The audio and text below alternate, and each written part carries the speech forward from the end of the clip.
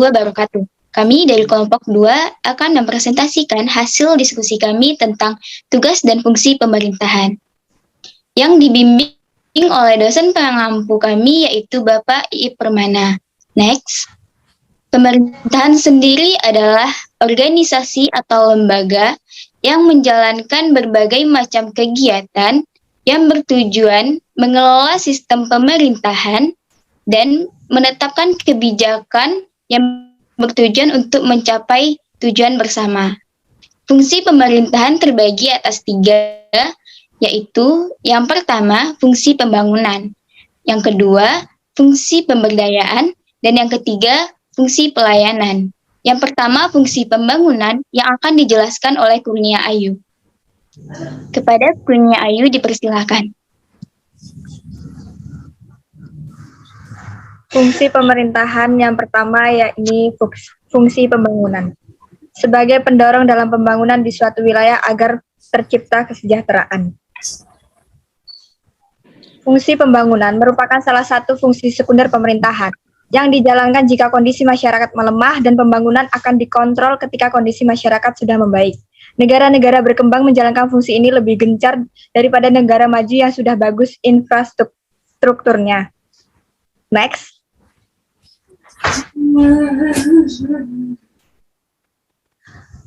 Contoh studi kasus fungsi pemerintahan dalam fungsi pembangunan yaitu keberhasilan pembangunan di Desa Pangauban, Kecamatan Cisurupan, Kabupaten Garut. Next.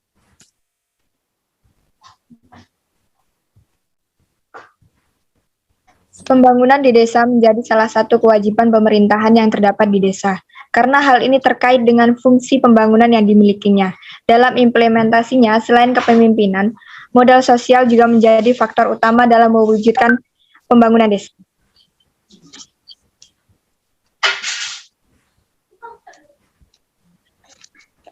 Secara garis besar, dalam pemerintahan desa, kepemimpinan memiliki 4 karakter. Yang pertama, kepemimpinan sensitif yang ditandai dengan kemampuan memahami kebutuhan masyarakat. Yang kedua, kepemimpinan yang responsif. Yang ketiga, defensif ditandai dengan sikap egoistik. Dan yang keempat, kepemimpinan yang represif. Modal sosial dalam pembangunan di desa yaitu adanya partisipasi dalam suatu jaringan, pertukaran sosial, saling mempercayai antara masyarakat dan pemerintahan, norma sosial, nilai-nilai, dan tindakan yang proaktif. Modal sosial yang ada di Desa Pangauban yang menjadi faktor keberhasilan pembangunan di desa yaitu karena di desa tersebut adanya partisipasi masyarakat yang begitu besar mewarnai pelaksanaan program pembangunan. Selanjutnya, adanya rasa kebersamaan yang memicu timbulnya nilai harmoni, kerukunan sosial, dan terwujudnya kepedulian sesama. Selanjutnya, kepercayaan masyarakat pada pemerintah desa, khususnya pada kepala desa yang bertanggung jawab. Selain itu, terdapat juga nilai harmoni yang melahirkan kebersamaan, semangat untuk saling membantu tanpa pamrih dan balas jasa. Adanya kepedulian sosial untuk mewujudkan pembangunan desa, terdapat aturan dan tata cara pengambilan keputusan. Selain itu juga warga memiliki inisiatif beberapa program pembangunan dan adanya semangat untuk proaktif.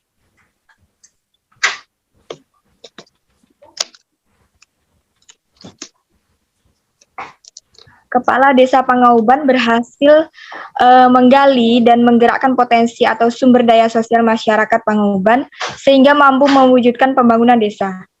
Yang pada hal ini didasarkan pada kemampuan berkarakteristik manajerial dan kepemimpinan elit pemerintah. Selanjutnya yaitu contoh kasus kedua yang akan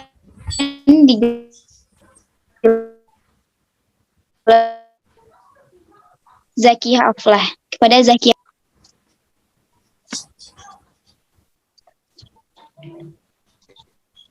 Fungsi pemerintah desa dalam pelaksanaan pembangunan desa di Desa Soro Barat, Kecamatan Kempo, Kabupaten Dompu.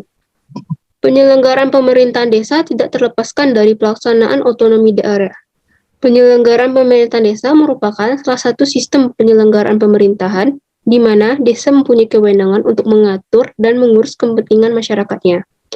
Kemitraan dalam penyelenggaraan pemerintahan desa adalah pelaksanaan tugas-tugas pembangunan dan pemberian pelayanan kepada masyarakat, seluruh aparatur pemerintahan desa, baik kepala desa, perangkat desa, dan badan perwakilan desa atau BPD sangat perlu mengetahui kapasitas yang menjadi kewenangan maupun tugasnya.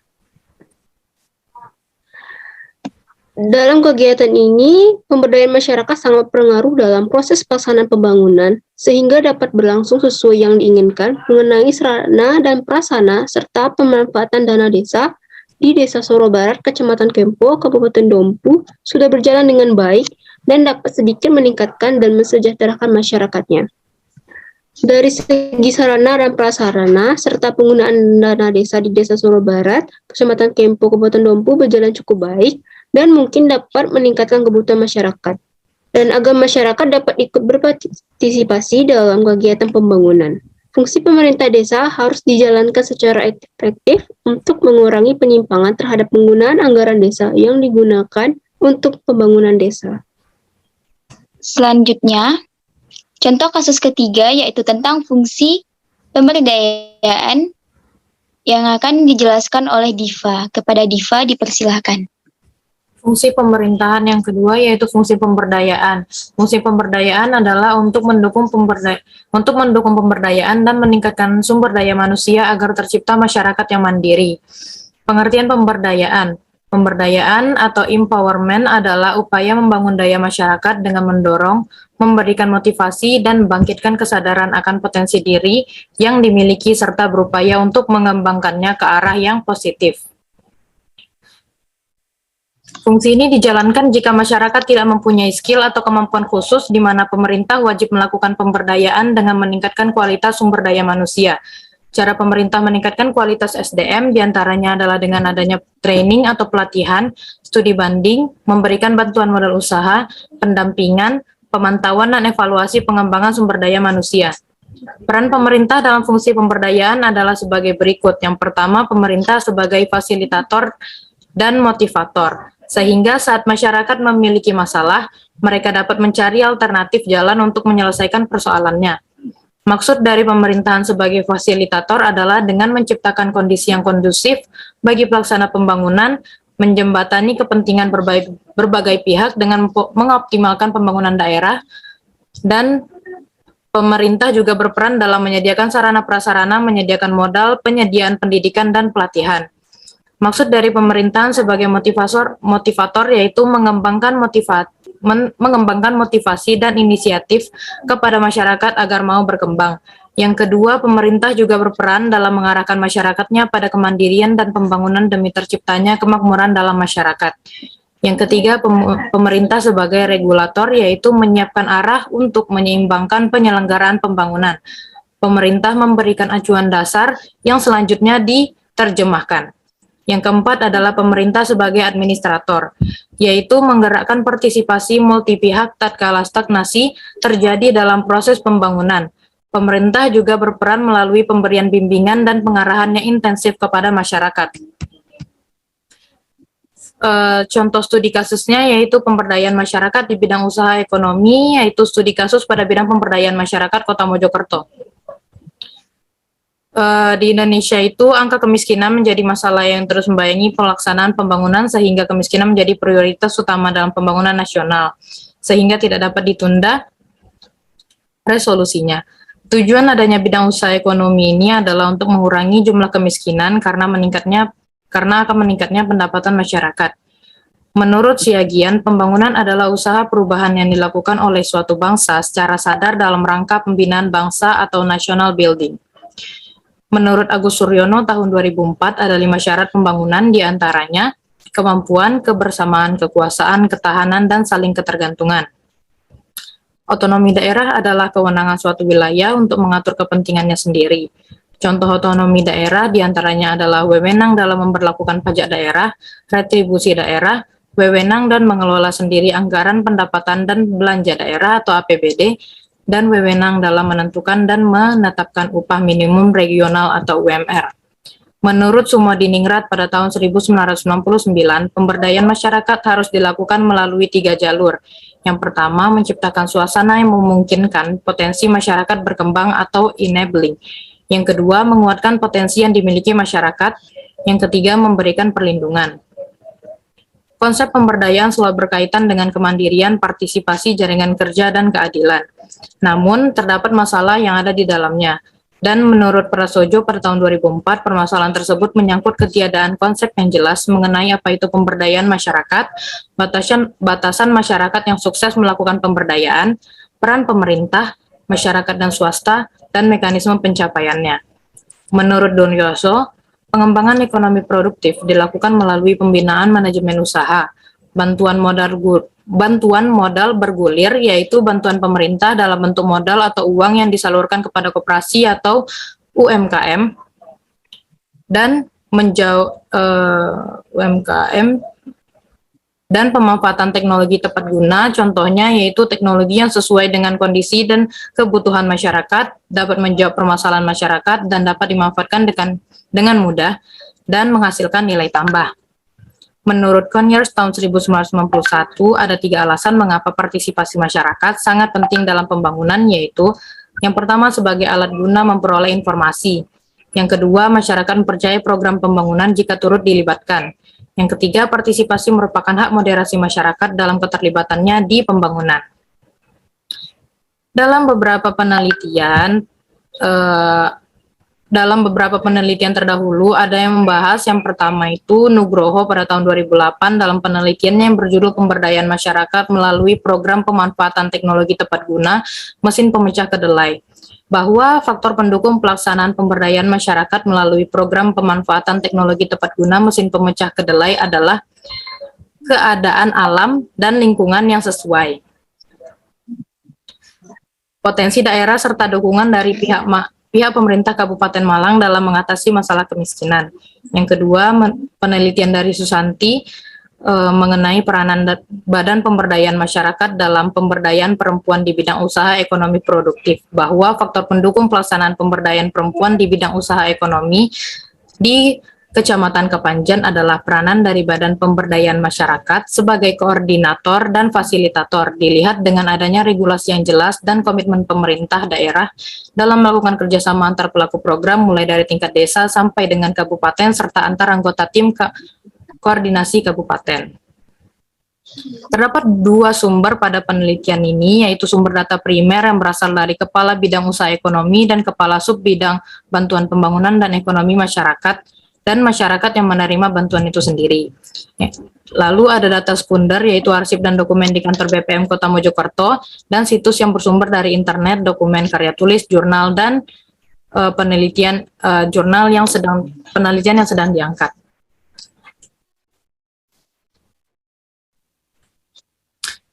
Lalu, program yang telah dilaksanakan oleh BPM mulai dari akhir tahun 2011 sampai 2012 adalah pelatihan budidaya jamur tiram, pelatihan hasil olahan bahan dasar jamur, pelatihan keterampilan bahan baku kulit, bantuan perorangan, dan bantuan lembaga. Program bantuan yang diberi BPM berjalan baik dengan melibatkan peran serta dan partisipasi masyarakat miskin yang ada untuk diberikan bantuan dan binaan terkait dengan program yang ada. Mekanisme pelaksanaan program pemberdayaan masyarakat di bidang usaha ekonomi diawali dengan tahap persiapan yang berawal dari pengajuan data, verifikasi data penerima bantuan, yang ketiga adalah sosialisasi penerimaan data bantuan. Proses pelaksanaan program yang dijalankan oleh Kantor Badan Pemberdayaan Masyarakat Mojokerto dimulai dari tahap pelatihan, penyuluhan, pengembangan, dan penyebarluasan serta evaluasi program. Sosialisasi dibutuhkan karena dapat menambah pengetahuan masyarakat miskin agar memotivasi mereka dalam mengembangkan kemampuannya. Namun, dalam proses pelaksanaan evaluasi masih belum berjalan baik karena kunjungan yang dilakukan tidak teratur. Dengan adanya program yang diberikan oleh BPM, diharapkan mampu merubah perekonomian masyarakat karena pendapatan semakin bertambah dan mampu mengembangkan kemandirian usaha ekonomi masyarakat. Dalam menjalankan program, ada faktor pendukung dan penghambat dari pelaksanaan program ini. Faktor pendukung yang paling dominan adalah partisipasi aparat pelaku usaha dan masyarakat ekonomi lemah yang bersangkutan. Faktor penghambatnya berasal dari masyarakat yang tidak berpikir luas, kondisi fisik yang turun sewaktu-waktu, daya beli konsumen yang tidak stabil, dan faktor lingkungan yang dirasakan oleh petani jamur yang gagal panen akibat suhu yang tidak menentu. Terima kasih. Dikembalikan kepada moderator. Selanjutnya yaitu contoh kasus yang ketiga tentang fungsi pemberdayaan adalah strategi desa. Dalam pemberdayaan 11. Pemberdayaan masyarakat sendiri adalah upaya pengembangan kemandirian serta masyarakat dengan cara keterampilan, kesadaran, perilaku, sikap, serta memanfaatkan sumber daya yang ada dengan tujuan juga pengetahuan dan kemampuan untuk memenuhi kebutuhan hidupnya yang lebih baik. Kita lihat banyak setelah adanya COVID-19. Pada desa Kolongan, Tetambangan, Kecamatan Kelawat. Masyarakat di sana menuntut adanya kolaborasi pemerintahan desa, organisasi desa,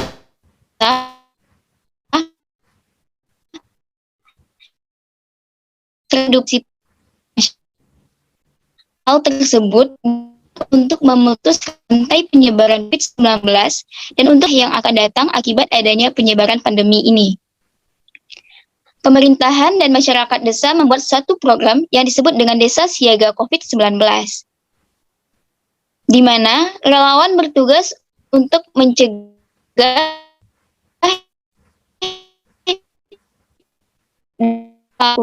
penanganan COVID-19 serta melakukan koordinasi ulangan bencana daerah serta dinas pemberdayaan masyarakat. Tetapi untuk memaksimalkan tujuan program ini diperlukan peran dari keseluruhan masyarakat yang ada di desa tersebut. Di desa tersebut, dampak yang paling dirasakan oleh masyarakat bukan hanya dari dampak kesehatan, namun dari dampak sosial ekonomi yang mempengaruhi tingkat kesejahteraan masyarakat. Penurunan produktivitas terakomotif, penurunan pendapatan, serta menutup berbagai peluang usaha dari masyarakat. Bantuan pemerintahan telah diluncurkan, tetapi karena kurangnya kemampuan masyarakat untuk mencari informasi yang benar dan valid, membuat masyarakat terjebak dengan keadaan yang membawa masyarakat pada kegagalan pemahaman, yang menyebabkan krisis sosial ekonomi. Bantuan dari pemerintahan pusat ke desa belum tepat sasaran, karena kurangnya sikap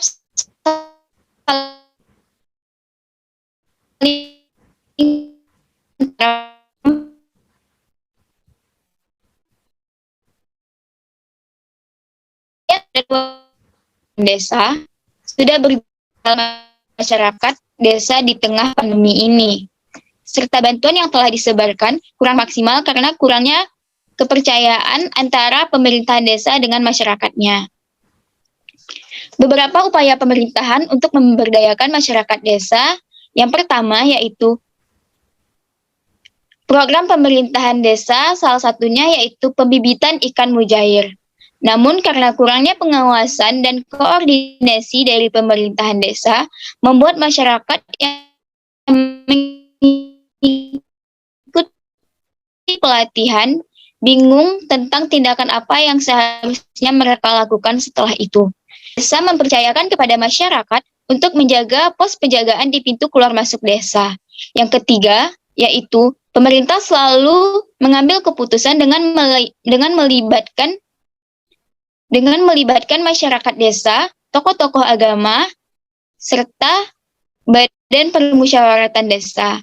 Hal ini dilakukan agar setiap keputusan yang diambil bukanlah keputusan sepihak saja, namun keputusan yang diambil dengan cara bermusyawarah. Dan beberapa saran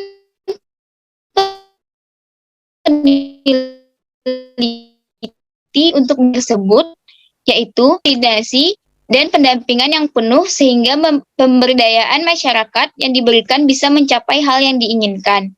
Yang kedua yaitu meningkatkan rasa saling percaya antara masyarakat desa dengan pemerintahannya dengan cara melibatkan masyarakat desa dalam hal kegiatan apapun.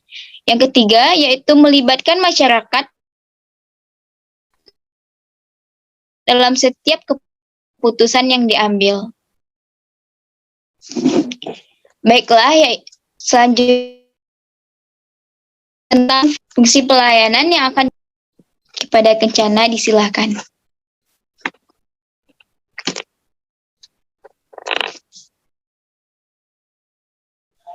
Baiklah, fungsi pelayanan merupakan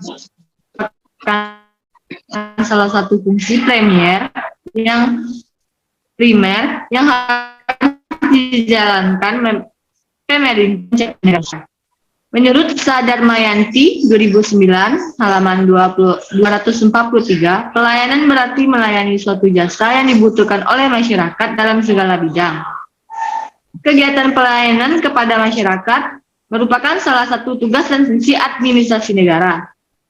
Pada era otonomi saat ini, terdapat beberapa kewenangan yang diserahkan oleh pemerintah pusat kepada pemerintah daerah sesuai dengan asas desentralisasi, dijelaskan dalam Undang-Undang Republik Indonesia Nomor 22 mengenai hak dan kewajiban adalah untuk mengatur dan mengurus sendiri urusan pemerintah.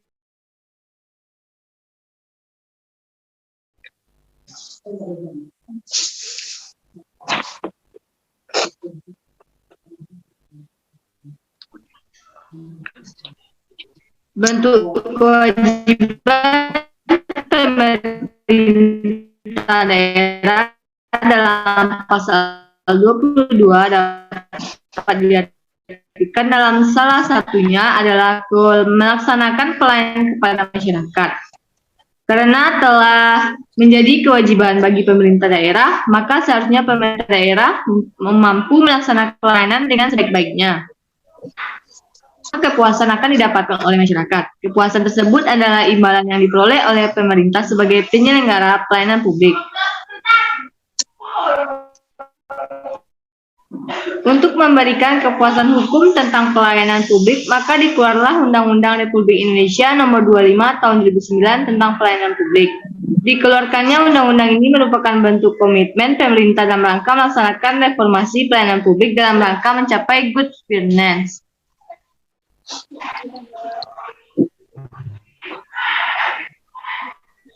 Seiring perkembangannya, dinamika penyelenggaraan pemerintah dalam rangka mewujudkan good governance, maka perlu memperhatikan tuntutan dan kebutuhan masyarakat. Menanggapi hal tersebut, maka dilakukanlah pelimpahan sebagai wewengan pemerintah daerah, dalam hal ini adalah bupati, kepada tingkat kecamatan yang dilaksanakan oleh camat. Dalam studi kasusnya, yaitu dengan judul Sistem Informasi Pelayanan Distribusi Keuangan Desa untuk Pembangunan. Studi kasus Dusun Srikaya. Dana desa bersumber dari anggaran pendapatan dan belanja negara yang diatur oleh pemerintah belanja Indonesia Nomor 60 Tahun 2014. Dana tersebut digunakan untuk kegiatan desa dan pembangunan. Dalam situasi pembangunan alokasi dana desa ini rawan terhadap penyelewengan dana oleh pihak yang seharusnya dipercaya oleh masyarakat dalam membangun desa menjadi lebih maju dan berkembang. Tidak lepas dari peran pemerintah kabupaten selaku pemberi dana untuk selalu memonitor jalannya pembangunan di desa. Pengelola keuangan desa karena tidak adanya sistem pelaporan yang transparansi anggaran dana desa untuk pembangunan. Hal ini yang mengakibatkan proses pengelolaan dana desa menjadi terlambat dalam pembuatan rencana anggaran, biaya atau disebut RAP desa untuk segera distribusikan keuangan desa untuk pembangunan. Sistem informasi pelayanan distribusi keuangan untuk membangun dapat memberikan laporan dan pengelolaan dana desa untuk pembangunan. Sistem informasi pelayanan distribusi keuangan untuk pembangunan dapat diakses oleh admin, kepala desa, dan user melalui web browser. Sistem informasi pelayanan distribusi keuangan untuk pembangunan memiliki tampilan dan rancangan yang dapat mudah dipahami dan dioperasikan oleh admin Dusun Sikaya Desa Sukadana Tengah, Kecamatan Sukadana, Kabupaten Lampung Timur. Pelaporan pengajuan rencana anggaran biaya atau disebut RAP dapat mudah disampaikan kepada kepala desa dengan menggunakan sistem informasi pelayanan distribusi keuangan untuk pembangunan masyarakat dapat melihat laporan rencana anggaran biaya. Dengan sistem informasi pelayanan di masyarakat dapat melihat rencana anggaran biaya atau RAP secara transformasi melalui web browser otorisasi oleh kepala desa. Hasil penggunaan body WLC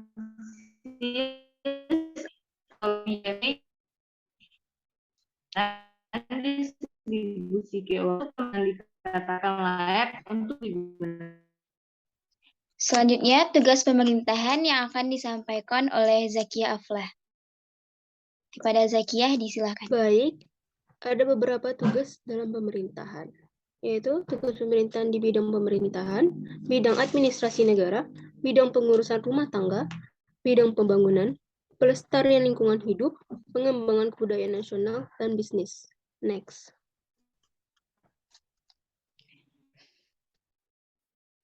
Tugas pemerintahan di bidang pemerintahan, yaitu mengembangkan dan menegakkan persatuan nasional dan teritorial.